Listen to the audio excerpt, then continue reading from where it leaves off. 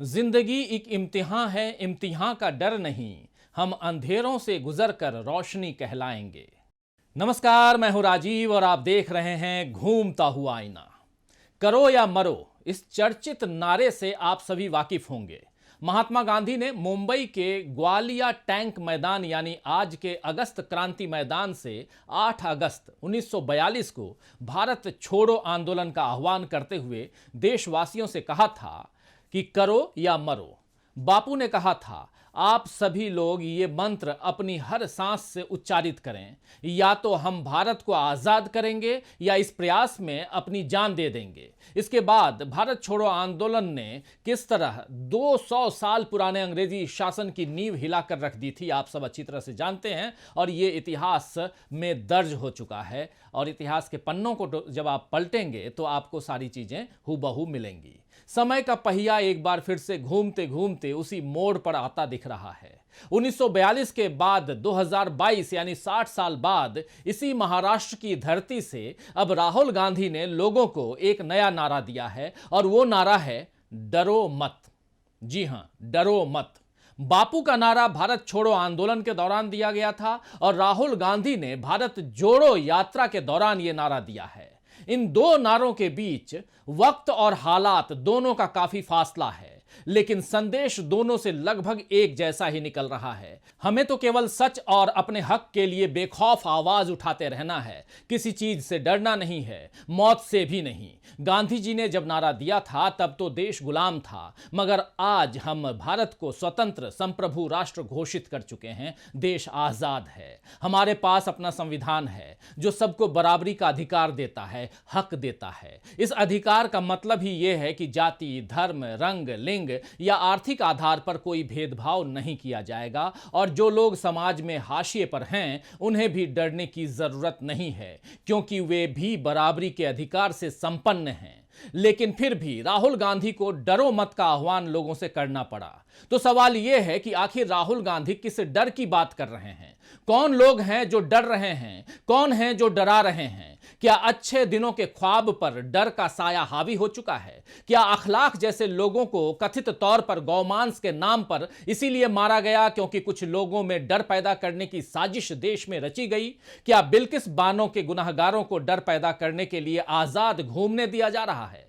क्या देश के आम लोगों के साथ राजनीतिक दलों के नेता भी डरे हुए हैं? क्या यह डर सत्ता हाथ से निकल जाने का है या फिर सत्ता में आने का लालच डरा रहा है? विविधता से भरे भारत में क्या डर के भी अनेकों रूप बना दिए गए हैं? क्या इस डर के कारण देश में नफरत और हिंसा का माहौल बनता जा रहा है? ऐसे कई सवाल हैं दोस्तों जो एक नारे के इर्द गिर्द खड़े हुए हैं और वो नारा है डरो मत।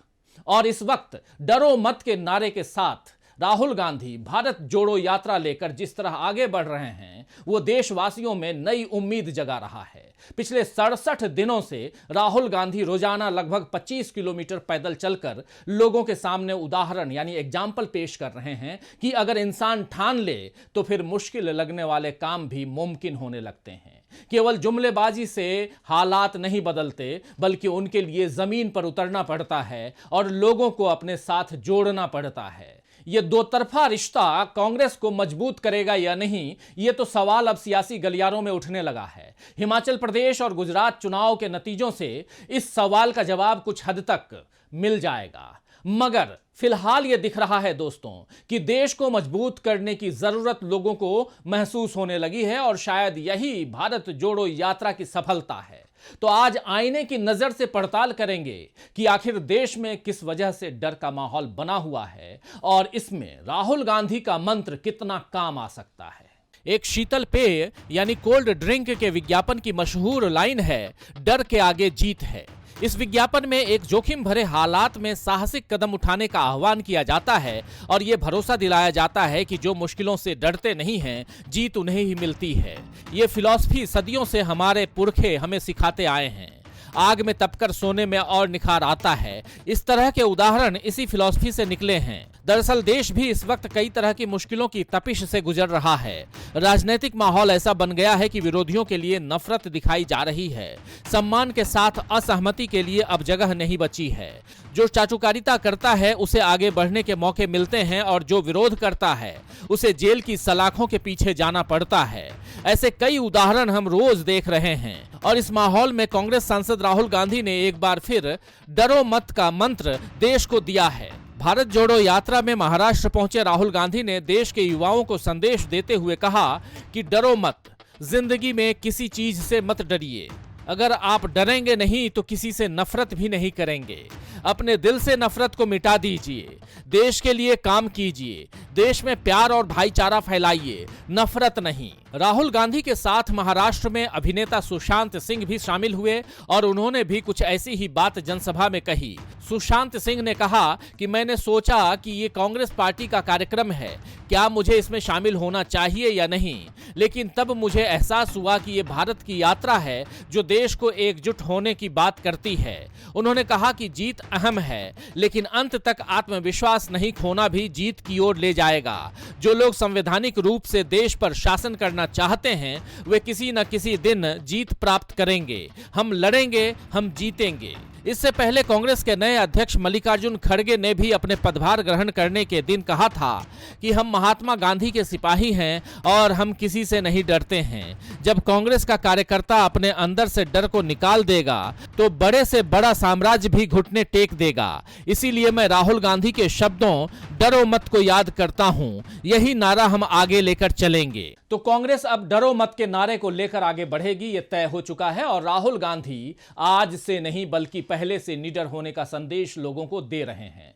पिछले साल जुलाई में आपको याद होगा कि कांग्रेस की एक वर्चुअल बैठक हुई थी। उस बैठक में राहुल गांधी ने साफ साफ कहा था कि कांग्रेस में जो डर रहे हैं उनको बाहर निकालो। बीजेपी की फेक न्यूज से डरने की हमें जरूरत नहीं है, डरपोक लोगों की जरूरत हमें नहीं है, हमें निडर लोग चाहिए। कांग्रेस को निडर लोग चाहिए, यही हमारी विचारधारा है। तो जाहिर है कि इस विचारधारा और निडरता को साथ लेकर ही राहुल गांधी 3,500 से ज्यादा किलोमीटर की यात्रा पर पैदल निकल पड़े हैं और उनकी इस यात्रा का असर भी अब दिखने लगा है, क्योंकि आम जनता तो उनके साथ आ ही रही है, लेकिन कई नामी गिरामी हस्तियां भी उनके साथ चलने को तैयार हैं। सुशांत सिंह ने तो बाकायदा उनकी जनसभा में हिस्सा लिया। इससे पहले अभिनेत्री पूजा भट्ट यात्रा में शामिल हुई। देश के पूर्व नौसेना अध्यक्ष एडमिरल रामदास अपनी पत्नी के साथ अपनी शारीरिक तकलीफों के बावजूद राहुल गांधी के अभियान में उन्होंने हिस्सा लिया। अन्ना हजारे के चेहरे, आंदोलन के चेहरे कहें, अन्ना हजारे का आंदोलन आपको याद होगा,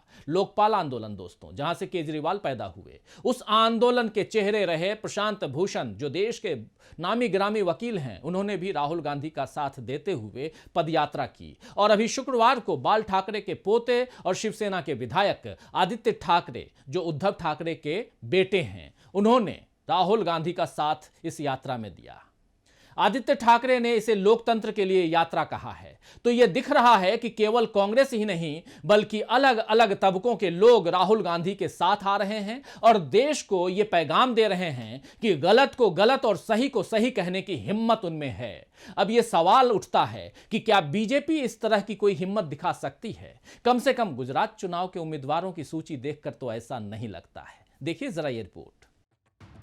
गुजरात चुनाव की उल्टी गिनती शुरू हो गई है और इसके साथ ही बीजेपी की मौजूदा सरकार के सामने चुनौतियां बढ़ती जा रही हैं कि वो किस तरह अपनी सत्ता बरकरार रखे। पिछली बार बीजेपी 99 के आंकड़े को पार नहीं कर पाई थी, हालांकि बाद में उसने जोड़ तोड़ से अपने संख्या बल में इजाफा कर लिया था। लेकिन बीजेपी को ये बात समझ आ चुकी है कि गुजरते वक्त के साथ गुजरात मॉडल का सच लोगों के सामने आ रहा है और लोग अब विकास की चकाचौंध के पीछे के अंधियारे को भी देखने लगे हैं। इसीलिए बीजेपी को हार का डर लग रहा है। पिछले महीने पीएम मोदी बार बार गुजरात गए और लोगों को ये बताने की कोशिश की कि ये गुजरात उनका बनाया हुआ है। वैसे जनता ने यह देखा है कि इसी गुजरात में मोरबी कांड भी हुआ, जिसके असली अपराधी 135 लोगों की जान लेने के बाद अभी तक आजाद घूम रहे हैं। इसी गुजरात में 20 साल पहले गोधरा कांड भी हुआ था, जिसमें बिल्किस बानो नाम की महिला के ऊपर भयावह अत्याचार हुआ। बड़ी मुश्किल से उसके अपराधियों को सजा मिली थी, लेकिन अब वो भी आजाद घूम रहे हैं। और हैरानी की बात यह है कि बिल्किस बानो के अपराधियों को संस्कारी कहने वाले बीजेपी नेता को इस बार विधानसभा चुनाव में उम्मीदवार बनाया गया है। बीजेपी ने इस बार सारे जातीय समीकरणों को देख परख कर उम्मीदवारों को तय किया है ताकि अधिक से अधिक सीटों पर जीत मिल सके और शायद इसीलिए गोधरा से 6 बार विधायक रह चुके चंद्र सिंह रावल जी को बीजेपी ने फिर से टिकट दिया है। आपको बता दूं कि रावल जी गुजरात सरकार की उस समिति का हिस्सा थे जिसने सर्वसम्मति से 2002 के गुजरात दंगों के दौरान बिल्किस बानो मामले में दोषियों को रिहा करने का फैसला लिया था।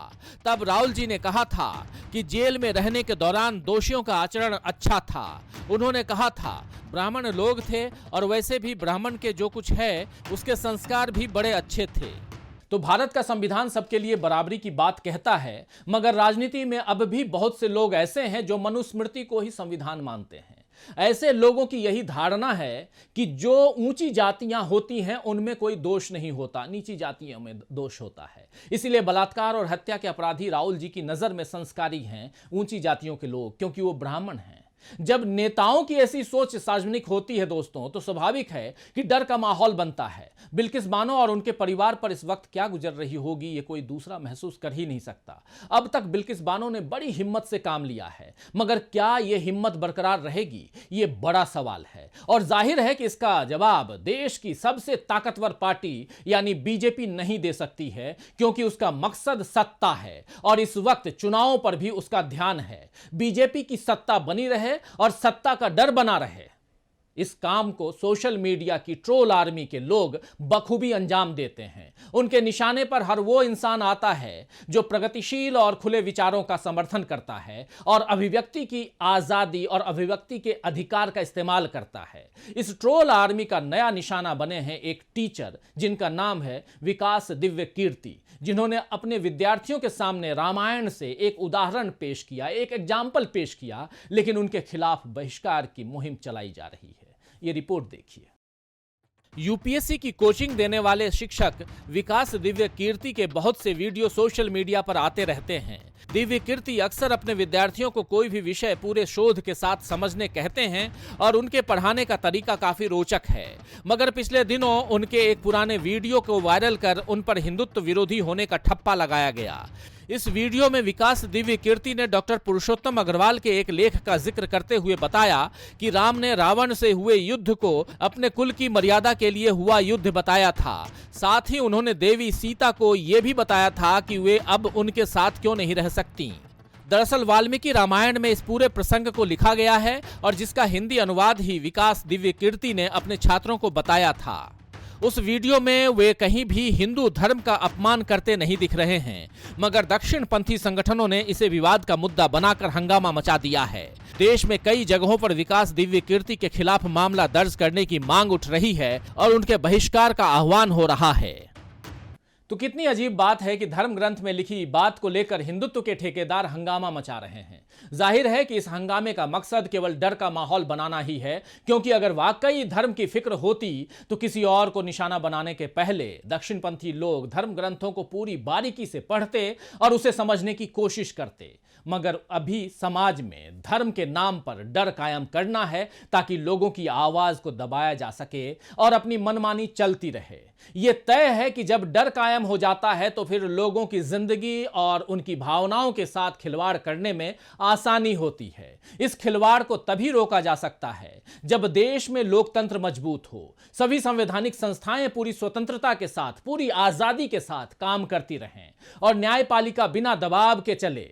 देश के नए प्रधान न्यायाधीश DY चंद्रचूड़ के शपथ ग्रहण के बाद अब उनसे यही उम्मीद लगाई जा रही है कि वे अदालती प्रक्रिया की कमजोरियों को दूर कर न्यायपालिका को मजबूत बनाएंगे। बुधवार को देश के 50वें मुख्य न्यायाधीश के तौर पर जस्टिस धनंजय यशवंत चंद्रचूड़ ने शपथ ली। इस शपथ ग्रहण समारोह के लिए राष्ट्रपति की तरफ से प्रधानमंत्री को न्योता गया था, मगर पीएम मोदी इसमें शामिल नहीं हुए। बुधवार को ही मोदी जी की 2 चुनावी सभाएं हिमाचल प्रदेश में थीं। जब मोदी जी हिमाचल प्रदेश जा सकते हैं तो शपथ ग्रहण समारोह में क्यों नहीं जा पाए, ये अलग सवाल है। बहरहाल जस्टिस चंद्रचूड़ ने एक साक्षात्कार में कहा है कि लोकतंत्र में कोई भी संस्थान इस बात का दावा नहीं कर सकता कि वो त्रुटिहीन है, परिपूर्ण है और हम इसमें सुधार ला सकते हैं।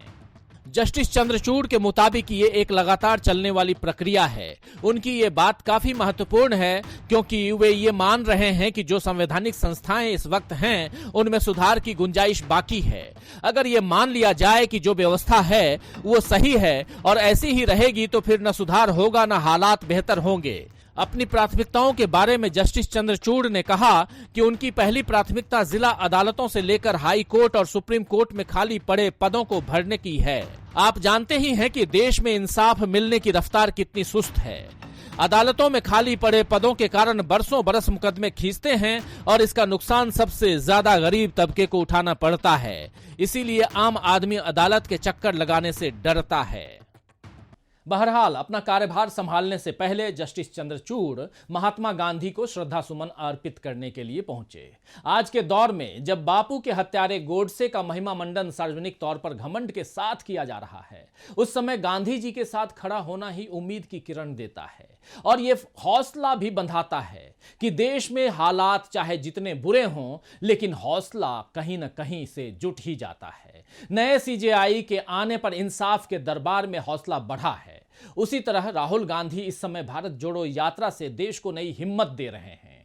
अन्याय और तमाम बुराइयों के खिलाफ डटकर खड़े होने का साहस दे रहे हैं। यात्रा के हर नए पड़ाव के साथ उम्मीदों की गठरी बड़ी होती जा रही है और उसी तेजी से बीजेपी के लिए चुनौतियां भी बढ़ती जा रही हैं। लोग ये समझ रहे हैं कि सत्ता के लिए डर को हथियार बनाया जा रहा है और राहुल गांधी इस हथियार के सामने डरो मत के नारे की ढाल लोगों को थमा चुके हैं। खैर, शायर अमीर मिनाई ने ठीक ही फरमाया है कि तीर पर तीर लगाओ तुम्हें डर किसका है, तीर पर तीर लगाओ तुम्हें डर किसका है, सीना किसका है, मेरी जान जिगर किसका है। तो आज के लिए बस इतना ही। फिर मिलेंगे खबरों के नए आईने के साथ। तब तक देखते रहिए डीवी लाइव। नमस्कार।